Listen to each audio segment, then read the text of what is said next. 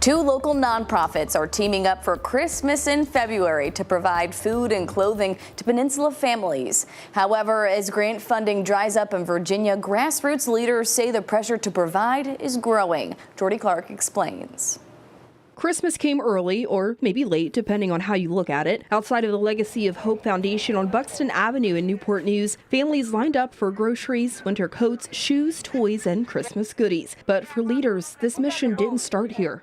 Well, before it started with me feeding people that I saw under the bridge because they said I had 6 months to live. That was more than 2 decades ago. Since COVID, her organization, Be Blessed, Be a Blessing Outreach, has moved neighborhood to neighborhood across the peninsula, working with the Virginia Peninsula Food Bank to make sure families don't go without.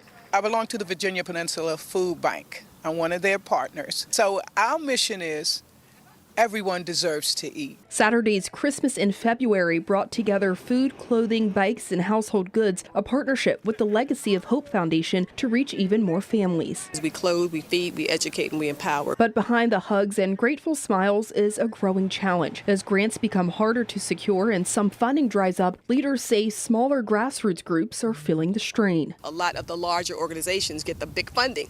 What about the little organizations that are grassroots that's doing what we're doing today? For Be Blessed, Be a Blessing, much of the funding comes from personal paychecks and small donors, but the need keeps growing. And even as resources tighten, their promise hasn't changed. My mission is that everyone must eat, and we don't enable, but we empower. In Newport News, Jordy Clark, 13 News Now.